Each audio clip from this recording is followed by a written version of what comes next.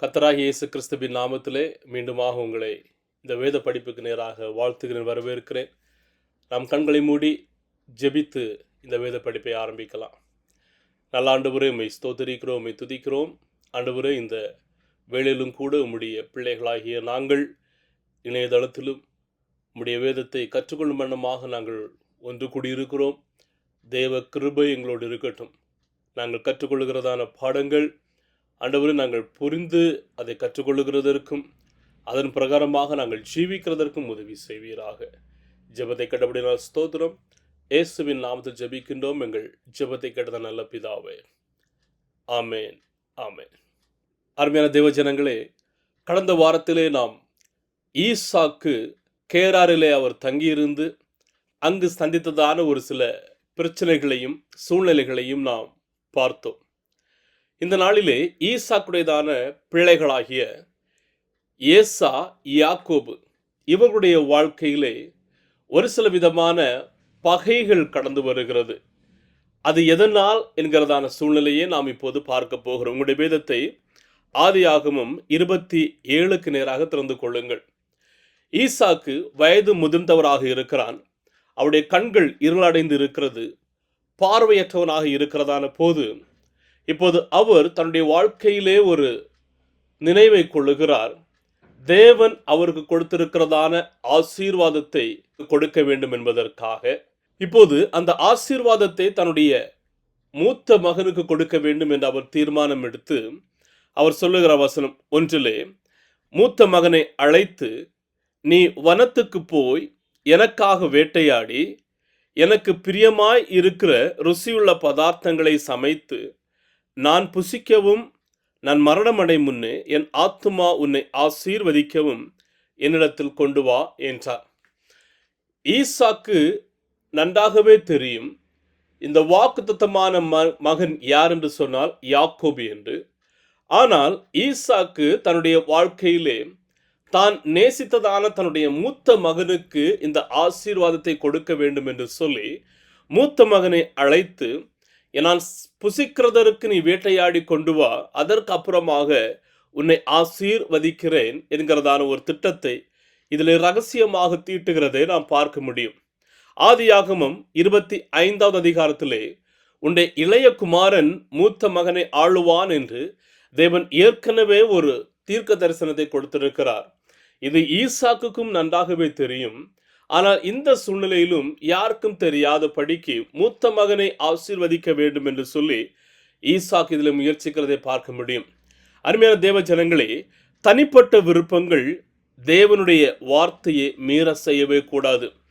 நம்முடைய வாழ்க்கையில நாம் எடுக்கிறதான தனிப்பட்டதான தீர்மானங்கள், தனிப்பட்டதான முயற்சிகள் தேவனுடைய திட்டத்திற்கு எதிராக அது ஒருபோதும் அமைந்துவிடக்கூடாது. என்று சொன்னால், நாம் ஏதோ ஒரு நன்மைக்காகவோ அல்லது ஏதோ ஒரு உறவுகளை பார்த்தோ செய்கிறதான காரியங்கள் தேவனுடைய திட்டத்திற்கு மாறாக இருக்குமே என்று சொன்னால் அது நம்முடைய வாழ்க்கையிலே பாதிப்புகளை கொண்டு வருகிறதாக இருக்கும். ஈசாக்குக்கு தெரியும் யாக்கோபுதான் தேவனால் வாக்குத்தத்தம் பண்ணப்பட்டதான இந்த ஆசீர்வாதத்தையும் உடன்படிக்கையும் சுமந்து செல்லுகிறதான மகன் என்று சொல்லி. ஆனாலும் ஈசாக்கு மற்ற விதமான தன்னுடைய சிந்தனையின் பிரகாரமாக அவர் செயல்படுகிறதை பார்க்க முடியும். ஆனால் இந்த சூழ்நிலையிலே ஈசாக்கு தன்னுடைய மூத்த மகனிடத்தில் சொன்னதான காரியங்களை யார் கேட்டுக்கொண்டிருந்தது என்று சொன்னால் இந்த யாக்கோபுடையதான தாயார் கேட்டுக்கொண்டிருக்கிறார்கள். வசனம் 5 பார்க்கும்போது, ஈசாக்கு தன் குமாரனாகிய ஏசாவோடே பேசுகையில் ரெபேக்காள் கேட்டுக்கொண்டிருந்தாள். ஏசா வேட்டையாடி கொண்டு வரும்படி வனத்துக்கு போனான். இப்போது ஏசா வேட்டையாடி கொண்டு வரும்படியாக வனத்திற்கு போகிறதான போது ரெபேக்காளுடையதான செயல்பாடுகளை வசனம் 9 பார்க்க முடியும். அவர்கள் என்ன செய்கிறார்கள்? தன்னுடைய பிரியமான குமாரனாகிய யாக்கோபை அழைத்து, நீ ஆட்டு மந்தைக்கு போய் 2 நல்ல வெள்ளாட்டு கடாக்களை கொண்டு வா, நான் உன்னுடைய தகப்பன் விரும்பி சாப்பிடுகிற வண்ணமாக நான் அதை சமைத்து கொடுக்கிறேன், நீ அவர் புசித்ததற்கு அப்புறமாக அவரிடமிருந்து ஆசீர்வாதத்தை பெற்றுக்கொள் என்று சொல்லி யாக்கோபுக்கு இந்த கட்டளைகளை ரெபேக்காள் சொல்லுகிறார்கள். ஆனால் வசனம் 11 சொல்லுகிறது, யாக்கோபு தன் தாயாகிய ரெபெக்காளை நோக்கி, என் சகோதரனாகிய ஏசா ரோமம் மிகுந்தவன், நான் ரோமம் இல்லாதவன். ஒருவேளை என் தகப்பன் என்னை தடவி பார்ப்பார், அப்பொழுது நான் அவருக்கு எத்தனாய் காணப்பட்டு என் மேல் ஆசீர்வாதத்தை அல்ல சாபத்தை வரப்பண்ணி கொள்ளுவானே என்றான். இதிலே யாக்கோபு தயங்குகிறதை நான் பார்க்க முடியும். யாக்கோபு தவறு செய்கிறேன் என்கிறதான ஒரு பயம் அவருக்கு ஒருவேளை வந்திருக்காது. ஆனால் தன்னுடைய தகப்பனார் கண்டுபிடித்தால் அது சாபத்தை விளைவிக்கும் என்கிறதான எண்ணத்திலே யாக்கோபு இப்போது சற்று தயங்குகிறதை நாம் இதிலே பார்க்க முடியும்.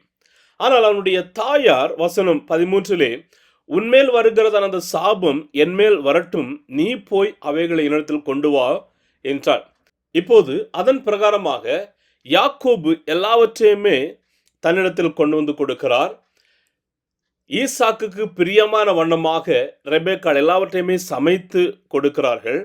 அதற்கு அப்புறமாக வசனம் 15 பார்க்கும்போது, ரெபெக்காள் வீட்டிலே தன்னிடத்தில் இருந்த தன் மூத்த மகனாகிய ஏசாவின் நல்ல வஸ்திரங்களை எடுத்து தன் இளைய மகனாகிய யாக்கோபுக்கு உடுத்தி, வெள்ளாட்டு குட்டிகளின் தோலை கைகளிலேயும் ரோமமில்லாத அவன் கழுத்திலேயும் போட்டு, தான் சமைத்த ருசியுள்ள பதார்த்தங்களையும் அப்பங்களையும் தன் குமாரனாகிய யாக்கோபின் கையிலே கொடுத்தான். தன்னுடைய இளைய மகனாகிய யாக்கோபை சரியான முறையிலே தயார் செய்து உணவுகளையும் ஆயத்தம் செய்து யாக்கோபிடத்திலே இந்த தாயார் கொடுத்து அனுப்புகிறதை பார்க்க முடியும். ஒருவேளை இந்த ரெபெக்காள் தேவனுடையதான வாக்கு தத்தங்களை நினைவு கூர்ந்திருக்கலாம். ஆனாலும் தன்னுடைய சிந்தையின் பிரகாரமாக, தன்னுடைய சுயத்தின் பிரகாரமாக இவர்களும் இதில் யோசிக்கிறதை நாம் பார்க்க முடியும். அவர்கள் செயல்பட வேண்டியதான அந்த முறை வித்தியாசமானது. ஆனால் அவர்கள் செயல்பட்டதான முறை வித்தியாசமானதாக இருக்கிறது. கர்த்தரின் கட்டளைகளை கர்த்தரின் கைகளிலேயே விட்டு விடுவது நமக்கு நல்லது. அப்படி என்று C.H. பர்ஜன் என்கிறதான ஒரு தேவ மனிதர் சொல்லியிருக்கிறார். அநேக நேரங்களிலே நாம் தேவனுடைய திட்டங்களை, தேவன் இதைதான் செய்ய போகிறார், இதைதான் செய்ய வல்லவர் என்று நமக்கு தெரியும். எனவே நாம் அதற்கு முன்கூட்டியே நம்முடைய சிந்தனையிலும் நம்முடைய செயல்பாடுகளிலும் அதை வித்தியாசமான முறையிலே செய்கிறவர்களாக இருப்போம். ஆனால் ஒன்றை புரிந்து கொள்ள வேண்டும், தேவனுடைய திட்டங்களை அவருடைய கரத்திலே நாம் ஒப்பு கொடுக்க வேண்டியது அவசியம். தேவன் வாக்கு தரும்போது விசுவாசத்தில் காத்திருக்க வேண்டும். அவருடைய செயல்முறைகளுக்கு மனிதன் செய்யும் ஏமாற்றம் தேவையில்லை. எனவே நாம் அவரை ஏமாற்றி அந்த வாக்கு தத்தத்தை பெற்றுக்கொள்ளலாம் என்று நினைத்தால் அது மிகவும் தவறானதாக இருக்கிறது. அவருடைய வாக்கு தத்தம் நிறைவேற நாம் காத்திருக்க வேண்டும். தேவனுடைய சித்தத்தை நாம் நம்முடைய சக்தியால் அல்லது ஏமாற்றத்தின் மூலம் செய்ய முயற்சிப்பது துன்பங்களை ஏற்படுத்துகிறதாக இருக்கும். அருமையான பெற்றோர்களே, உங்களுடைய பிள்ளைகளுக்கு நீங்கள் எதை சொல்லிக் கொடுக்கிறவர்களாக இருக்கிறீர்கள்? ஈசாக்குடையதான இந்த வீட்டிலே பார்க்கும்போது ஈசாக்குக்கு பிரியமான ஒரு மகன், ரெபெக்காளுக்கு பிரியமான ஒரு மகன், ரெண்டு பேருமே வித்தியாசமான முறையிலே தங்களுடைய பிள்ளைகளை அவர்கள் வழிநடத்துகிறவர்களாக காணப்படுகிறார்கள். இன்றைக்கு உங்களுடைய வீடுகளில் உங்களுடைய பிள்ளைகளை நீங்கள் எப்படி வழிநடத்துகிறவர்களாக இருக்கிறீர்கள்? சரியான விதத்திலே வழிநடத்த வேண்டியது மிகவும் அவசியமானதாக காணப்படுகிறது. வசனம் 18 24 வரையிலும் பார்க்கிறதான போது, ஏற்கனவே ஏமாற்றங்களும் தடுமாற்றங்களும் கடந்து சென்று கொண்டு இருக்கிறது. ஆனால் இப்போது இந்த பகுதியிலே இன்னும் தன்னுடைய தகப்பனாரை யாக்கோபு பொய் சொல்லுகிறதை நாம் பார்க்க முடியும். வசனம் 19, 20, 24 இந்த 3 வசனங்களிலும் 3 முறை யாக்கோபு பொய் சொல்லுகிறதை பார்க்க முடியும். வசனம் 19 யாக்கோபு தன் தகப்பனை நோக்கி சொல்லுகிறார், நான் உமது மூத்த மகனாகிய ஏசா, எனவே இந்த பதார்த்தங்களை நீ சாப்பிட்டு புசித்து என்னை ஆசீர்வதியும் என்று சொல்லுகிறார். வசனம் 20 வருகிறதான போது அந்த தகப்பனார் கேட்கிறார், என் மகனே, இது உனக்கு இத்தனை சீக்கிரமாய் எப்படி அகப்பட்டது என்றான். அவன், உம்முடைய தேவனாகிய கர்த்தர் எனக்கு நேரிட பண்ணினார் என்றார். இப்போது தன்னுடைய தவறை தேவனையும் அவன் இழுக்கிறதை நாம் பார்க்க முடியும். உம்முடைய தேவன் எனக்கு நேரிட பண்ணினார். வசனம் 24 பார்க்கும்போது மறுபடியும் தகப்பனார் கேட்கிறார், நீ என் குமாரனாகிய ஏசாதானே என்றான். அதற்கு அவன், நான் தான் என்றான். இப்படி 3 விதங்களிலே மறுபடியுமாக யாக்கோபு பொய் சொல்லுகிறதை நாம் பார்க்க முடியும். ஆனாலும் நாம் ஒன்றை புரிந்து கொள்ள வேண்டும். இந்த யாக்கோபு தான் அந்த வாக்குத்தத்தத்தினுடையதான உடன்படிக்கையை சுதந்திரிக்கிறதான குமாரனாக காணப்படுகிறார். ஈசாக்கு இவைகளை புசித்து முடிந்ததற்கு அப்புறமாக யாக்கோபை ஆசீர்வதிக்கிறதை நாம் பார்க்கலாம். வசனம் 28 தேவன் உனக்கு வானத்து பனியையும் பூமியின் கொழுமையும் கொடுத்து மிகுந்த தானியத்தையும் திராட்சரசத்தையும் தந்தருளுவாராக. ஜனங்கள் உன்னை சேவிக்கவும் ஜாதிகள் உன்னை வணங்கவும் கடவார்கள். உன் சகோதரருக்கு எஜமானனாயிருப்பாய். உன் தாயின் பிள்ளைகள் உன்னை வணங்குவார்கள். உன்னை சபிக்கிறவர்கள் சபிக்கப்பட்டவர்களும் உன்னை ஆசீர்வதிக்கிறவர்கள் ஆசீர்வதிக்கப்பட்டவர்களுமாய் இருப்பார்கள் என்று சொல்லி அவனை ஆசீர்வதித்தார். இந்த ஆசீர்வாதம் ஆபிரகாமுக்கு தேவன் கொடுத்ததான அந்த ஆசீர்வாதத்தோடு ஒத்து போகிறதை நாம் இதிலே பார்க்க முடியும். ஆதியாகமம் 12 அதிகாரத்திலே தேவன் கொடுத்தான வாக்குத்தத்தங்கள் என்னவென்று சொன்னால், ஐஸ்வர்யத்தை தேவன் கொடுக்கிறார், ஒரு தலைமைத்துவத்தை தேவன் கொடுக்கிறார், பாதுகாப்பை தேவன் கொடுக்கிறதாக நாம் இதிலே பார்க்க முடியும். அப்படியானால் நாம் முக்கியமாக புரிந்து கொள்கிறது என்னவென்றால், நம்முடைய எதிர்ப்போ அல்லது பிறருடைய எதிர்ப்போ எதுவாக இருந்தாலும் தேவனுடைய சுயாதீனமான சித்தம் நிச்சயமாகவே நம்முடைய வாழ்க்கைகளிலே நிறைவேறுகிறதாக இருக்கும். அருமையான தேவ ஜனங்களே, உங்களை தேவன் ஆசீர்வதிக்க வேண்டும் என்று அவர் சித்தம் வைத்திருக்கிறார் என்று சொன்னால், உங்களை அவர் வர்த்திக்க பண்ண வேண்டும் என்று சொல்லி எண்ணம் கொண்டிருக்கிறார் என்று சொன்னால், எத்தனை விதமான எதிர்ப்புகள் வந்தாலும், எத்தனை விதமான சோதனைகள் வந்தாலும், எத்தனை விதமான கஷ்டங்கள் கண்ணீர்கள் கடந்து வந்தாலும், அது எல்லாமே அவர் மேற்கொள்ள செய்கிற தேவனாக காணப்படுகிறார். யாக்கோபு வாக்குத்தத்தம் பண்ணப்பட்டதான ஒரு மனிதன். ஆனால் ஈசாக்கு ஏசாவை ஆசீர்வதிக்க வேண்டும் என்று அவர் விரும்பி இருக்கிறார். ஆனால் தேவனுடைய திட்டத்தின் பிரகாரமாக யாக்கோபே அந்த ஆசீர்வாதத்தையும் பெற்றுக்கொள்ளுகிறதற்கு தேவன் வழிவகுத்ததை நாம் பார்க்க முடியும். எனவே எல்லா நிலைகளிலும் இந்த தேவனை நம்பி அவருடைய வாக்குத்தத்தங்களிலே திட மனதுள்ளவர்களாக செய்ய வேண்டியது அவசியம். பாவம் செய்கிறது தவறு. பாவம் தேவனை விட்டு நம்மை விலக வைக்கும்.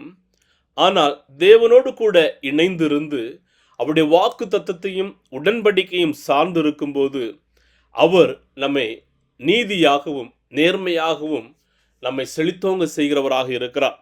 வசனம் 30 பார்க்கும்போது, ஈசாக்கு தன்னுடைய ஆசீர்வாதத்தை யாக்கோபுக்கு கொடுத்ததற்கு அப்புறமாக யாக்கோபு கடந்து செல்லுகிறான். ஆனால் இந்த சமயத்திலே ஒரு கதை, ஒரு டிராமா போல உடனடியாக அவனுடைய சகோதரனாகிய ஏசா வந்து சேருகிறான். வசனம் 31 பார்க்கும்போது, ஏசா தன்னுடைய தகப்பனிடத்தில் சொல்லுகிறார், நீர் புசிக்கும்படியாக நான் வேட்டையாடி கொண்டு வந்திருக்கிறேன், நீர் எழுந்து புசித்து என்னை ஆசீர்வதியும் என்று சொல்லுகிறார். ஆனால் வசனம் 32 அவனுடைய தகப்பனாகிய ஈசாக்கு, நீ யார் என்றான். அதற்கு அவன், நான் உமது மூத்த மகனாகிய ஏசா என்றான். அப்பொழுது ஈசாக்கு மிகவும் பிரமித்து நடுங்கி, வேட்டையாடி எனக்கு கொண்டு வந்தானே அவன் யார்? நீ வரும் முன்னே அவை எல்லாவற்றிலும் நான் புசித்து அவனை ஆசீர்வதித்தேனே, அவன் ஆசீர்வதிக்கப்பட்டவனாகவும் இருப்பான் என்றான். பாருங்கள், இவன்தான் ஏசா என்று கேட்ட மாத்திரத்திலே ஈசாக்கு மிகவும் பிரமித்து நடுங்கி போகிறார். அவருடைய வாழ்க்கையிலே ஐயோ நாம் ஏமாந்துட்டோமோ அல்லது தவறாக ஆசீர்வாதத்தை கொடுத்து விட்டோமோ என்கிறதான ஒரு கலக்கம், ஒரு பிரமிப்பு அவருடைய வாழ்க்கையிலே காணப்படுகிறது. இதை கேட்ட மாத்திரத்திலே இந்த ஏசா மிகவும் மனம் கசந்து அழுகிறான். மனம் கசந்து, தகப்பனே என்னையும் ஆசீர்வதியும் என்று சொல்லுகிறான். என்னையும் ஆசீர்வதியும் என்று சொல்லும்போது ஈசாக்கு சொல்லுகிறார், நான் எல்லா ஆசீர்வாதத்தையும் அவனுக்கு கொடுத்து விட்டேன். இப்போது ஏசா கேட்கிறான், ஒரு ஆசீர்வாதம் கூட இல்லையா? என்னையும் ஆசீர்வதித்து விடும் என்று சொல்லுகிறான். ஏற்கனவே என்னை 2 முறை அவன் என்னை ஏமாற்றி விட்டான். என்னுடைய சிரேஷ்ட புத்திர பாகத்தை வாங்கினான், இப்போது என்னுடைய ஆசீர்வாதத்தையும் வாங்கினான் என்று சொல்லி அவன் சத்தமிட்டு அழுகிறவனாக இருக்கிறான். வசனம் 39 அப்பொழுது தன் தகப்பனாகிய ஈசாக்கு அவனுக்கு பிரதித்துரமாக, உன் வாசஸ்தலம் பூமியின் சாரத்தோடும் உயர வானத்திலிருந்து இறங்கும் பனியோடும் இருக்கும். உன் பட்டயத்தினாலே நீ பிழைத்து உன் சகோதரனை செவிப்பாய். நீ மேற்கொள்ளும் காலம் வரும்போதோ உன் கழுத்தில் இருக்கிற அவனுடைய நுகத்தடியை முறித்து போடுவாய் என்றார். ஏசா தான் செய்ததான தவறுகளை அவன் உணரவில்லை. மாறாக எப்படியாவது எனக்கு இந்த ஆசீர்வாதம் வேண்டும் என்கிறதான நோக்கம் அவனுடைய எண்ணத்திலே காணப்படுகிறது. நாம் செய்த தவறுகளை ஒப்புக்கொள்வதை விட பிறரை குற்றம் சொல்லுவது எளிதாக அநேக நேரங்களிலே காணப்படுகிறது. ஆனால் தேவ சமூகத்திலே நம்முடைய தவறுகளை ஒத்துக்கொள்ள வேண்டியது மிகவும் அவசியம். ஈசாக் அழுகிறான், கதறுகிறான், மனம் கசந்து அழுகிறான். ஆனால் அது தெய்வீகத்தனம் மாறிந்ததாக அல்ல, மாறாக அவனுடைய ஆசீர்வாதங்கள் பறிபோனதே என்று சொல்லி அவன் அழுகிறவனாக காணப்படுகிறான்.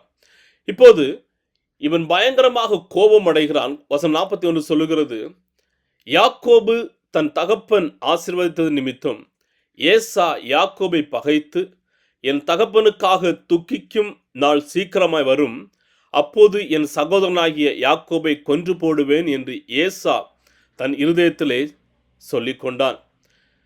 துக்கம் என தோன்றும் கசப்பை எச்சரிக்கையுடன் கவனிக்க வேண்டும். மன்னிப்பே உண்மையான விடுதலை, வெறுப்போ அது அடிமைத்தனம் வாய்ந்ததாக இருக்கும். எனவே நாம் மன்னிக்கிறது மிகவும் மேலானதாக இருக்கிறது. இப்போது இந்த சம்பவத்தையும் ரெபேக்காள் கேட்டதற்கு அப்புறமாக ரெபேக்காள் எப்படியாவது தன்னுடைய இளைய குமாரனாகிய யாக்கோபை காப்பாற்ற வேண்டும் என்று சொல்லி வசனம் 43 பார்க்க முடியும். அப்பொழுது அவன், நீ எழுந்து புறப்பட்டு ஆரானில் இருக்கிற என்னுடைய சகோதரனாகிய லாபானிடத்திற்கு ஓடிப்போய் உன் சகோதரனுடைய கோபம் தனியே மட்டும் சில நாள் அவனிடத்திலே இரு. உன் சகோதரன் உன்மேல் வைத்த கோபம் தனிந்து நீ அவனுக்கு செய்ததை அவன் மறந்த பின் நான் ஆள் அனுப்பி அவ்விடத்திலிருந்து உன்னை அழைப்பிப்பேன். நான் ஒரே நாளில் உங்கள் இருவரையும் ஏன் இழந்து போக வேண்டும் என்றார். இப்போது யாக்கோபு தன்னுடைய ஆரானில் இருக்கிறதான மாமனார் வீட்டிற்கு போய் அங்கே தஞ்சம் புகழுகிறவனாக காணப்படுகிறான். மீதம் இருக்கிறதான காரியங்களே நாம் வருகிறதான அதிகாரத்திலே நாம் அதை கற்றுக்கொள்ளப் போகிறோம். எனவே நாம் இன்றைக்கு கற்றுக்கொள்ளுகிறதான பாடம் என்னவென்று சொன்னால், தேவனுடைய வல்லமையின் அதிகாரம் எப்போதுமே நிறைவேறுகிறதாக இருக்கிறது. தேவனுடைய ஆசீர்வாதத்தை பெற பாவம் ஒரு நேர்மையான வழியே அல்ல. தேவனுடைய காலத்தையும் முறையையும் நாம் எப்போதும் நம்ப வேண்டியது அவசியம். எனவே வீடுகளில் பாரபட்சம் இருக்கும் என்று சொன்னால் அதை நாம் தவிர்க்க வேண்டியது அவசியம். அருமையான தேவ ஜனங்களே, உங்களுடைய வாழ்க்கையிலே தேவனுடைய திட்டத்திற்கு எதிராக உங்களுடைய பேச்சும் திட்டத்தையும் நீங்கள் செயல்பட வேண்டும் என்று சொல்லி நீங்கள் முயற்சித்திருக்கிறீர்களா? உங்களுடைய உறவுகளிலே பாரபட்சம், இவர்களுக்கு அவர்களுக்கு என்று சொல்லி பட்சபாதம் பார்க்கிறது காணப்படுகிறதா? ஒருவேளை தேவனுடையதான திட்டத்தையும் சித்தத்தையும் உங்களுடைய செயல் மூலமாக வெற்றி பெறலாம் என்று நினைத்தால் அது நிச்சயமாகவே நடக்காததாக இருக்கிறது. எனவே தேவனை தேடி அவருக்கு கீழ்ப்படிந்து அவருடைய பலத்தை கைக்கொள்ளதாக அடங்கி இருக்க வேண்டியது அவசியம். யாக்கோபு அவன் பெற்ற ஆசீர்வாதம், அந்த வழிமுறைகள் ஒருவேளை தவறு போன்று தோன்றலாம். ஆனாலும் அது தேவனுடைய திட்டத்தின் பிரகாரமாகவும் சித்தத்தின் பிரகாரமாகவும் சரியான முறையிலே நடந்திருக்கிறதாக இருக்கிறது. என்னை கேட்டுக்கொண்டிருக்கிறதான அருமையான தேவஜனங்களே, ஒவ்வொருடைய வாழ்க்கையிலும் தேவன் ஒரு நோக்கத்தை வைத்திருக்கிறார். உங்களுடைய வாழ்க்கையிலும் ஒரு திட்டத்தை வைத்திருக்கிறார். உங்களுடைய வாழ்க்கையிலும் விடுதலையை கொடுக்க வேண்டும் என்று சொல்லி ஒரு நோக்கத்தை அவர் வைத்திருக்கிறார். அவர் குறித்த நேரத்திலே, சரியான நேரத்திலே எல்லாவற்றையும் நிறைவேற்றுகிறதான தேவன். ஆனால் நாம் அவருடைய வாக்குத்தத்தம் நிறைவேற காத்திருக்க வேண்டும். கர்த்தர் நாம் ஒவ்வொருவருக்கும் அந்த அனுகிரகத்தை பாராட்டுவாராக. இருக்கிறதான இடங்களிலே நம்முடைய கண்களை மூடி நாம் ஜெபிப்போமா? நல்ல ஆண்டவரே, உம்மை ஸ்தோத்தரிக்கிறோம், உம்மை துதிக்கிறோம். அப்பா, நாங்கள் கற்றுக்கொண்டதான இந்த பாடத்திற்காக ஸ்தோத்திரம். ஆண்டவரே, உமக்கு பயந்து உமக்கு கீழ்ப்படிந்து உம்முடைய கட்டளைகளுக்கும் வாக்கு தத்தங்களுக்கும் காத்திருக்கிறதற்கு கர்த்தர் எங்களுக்கு உதவி செய்வீராக. அப்பா, இணைந்து கொண்டதான ஒவ்வொருவரையும் கர்த்தர் ஆசீர்வதிங்க. பிதா, குமாரன், பரிசுத்த ஆவியின் நாமத்தினாலே தேவ கிருபையினாலும் தேவ பிரசனத்தினாலும் நிரப்பும்படியாக ஜெபிக்கின்றேன். ஜெபத்தை கேட்டவிட நன்றி செலுத்துகின்றோம். இயேசுவின் நாமத்தில் ஜெபிக்கின்றோம் எங்கள் ஜெபத்தை கேட்ட நல்ல பிதாவே. ஆமேன், ஆமேன். என் ஆத்துமாவே கர்த்தரை ஸ்தோத்திரி, என் முழுமையோடைய பரிசுத்த நாமத்தை ஸ்தோத்திரி. என் ஆத்துமாவே கர்த்தரை ஸ்தோத்திரி, அவர் செய்ததான சகல உபகாரங்களை மறவாதே. ஆமேன், ஆமேன். கர்த்தர் தாமே உங்கள் ஒவ்வொருவரையும் ஆசீர்வதிப்பாராக. தேவ பிரசன்னமும் தேவ கிருபையும் உங்களை சூழ்ந்து கொள்ளட்டும். ஆமென். ஆமென்.